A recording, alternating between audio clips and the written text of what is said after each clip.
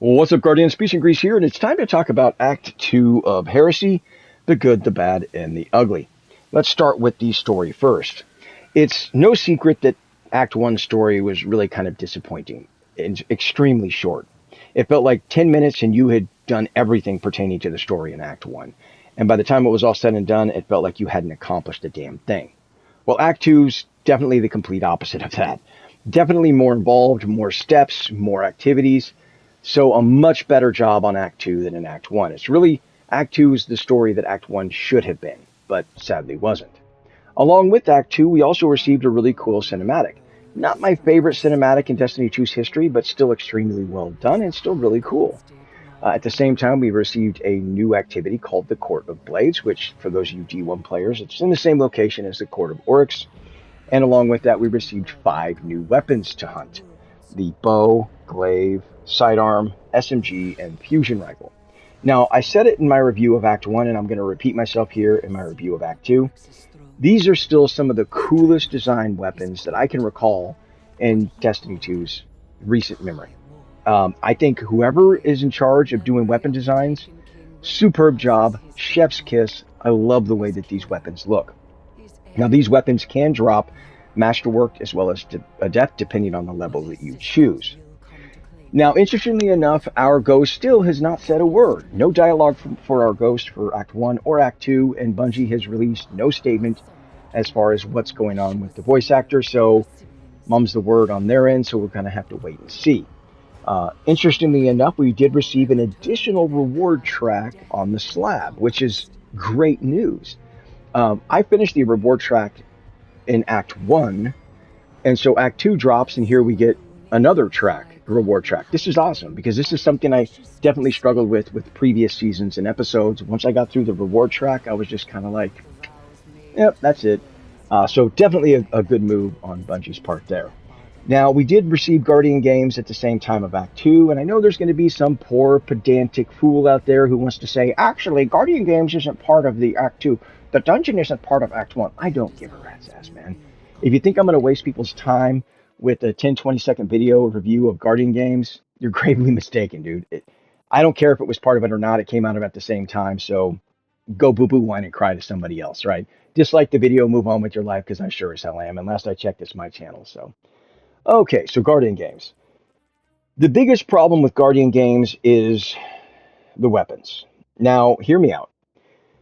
I've already got some good rolls on the SMG, as well as the Scout Rifle, and the Waveframe GL in my bowl. We get a new Trace Rifle, but we've already got several Adaptive Frame Trace Rifles that are ARC, so it's like, they're decent right now with the artifact, but once that artifact's gone, my assumption is trace rifles are going to go back to being largely irrelevant. And don't get me wrong, I love the Hullabaloo, the heavy wave frame. It's a blast to use. I've got one with chain reaction bolt shot, and the thing is absolutely a blast to use in ad clear.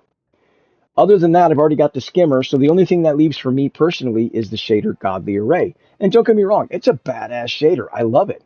It actually changes certain materials like RGB, their color, on pieces of armor, sparrows, ghost shells, ships, weapons, as you see here. But that does beg the question, how many people are going to grind this activity for just the shader? I suspect probably not a ton.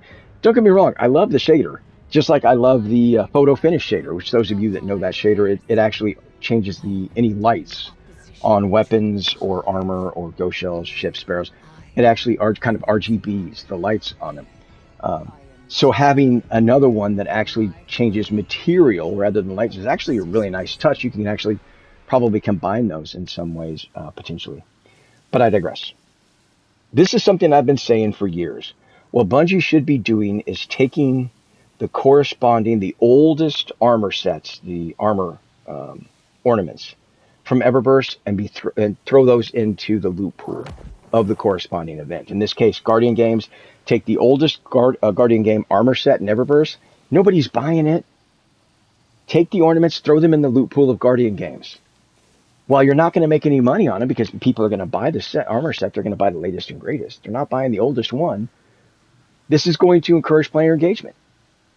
Players are going to want to play. Once they hear, hey, you can get the entire armor ornament set from Eververse, the old armor Guardian Games set, people are going to play the activity for that armor set. And it definitely leaves people like me, and probably many of you watching this video, in a better position to say, yeah, I'll go farm the activity for an armor set. Because the only thing I have to farm right now is a shader. I've already got the skimmer. I've already got multiple copies of these weapons in my vault, with the exception of the trace rifle, and it didn't take me long to get a decent roll on the trace rifle. So yeah, I'll continue farming it for an armor set, and do the same thing with Festival of the Lost, for example. Take the oldest Festival of the Lost armor ornament from Eververse, throw it in the loot pool of Festival of the Lost. Same thing with Solstice. Same thing with Dawning. All of it's going to encourage player engagement.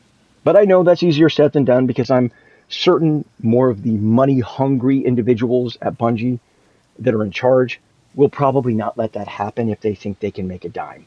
No, we can make 10 cents on it, so who cares about player engagement?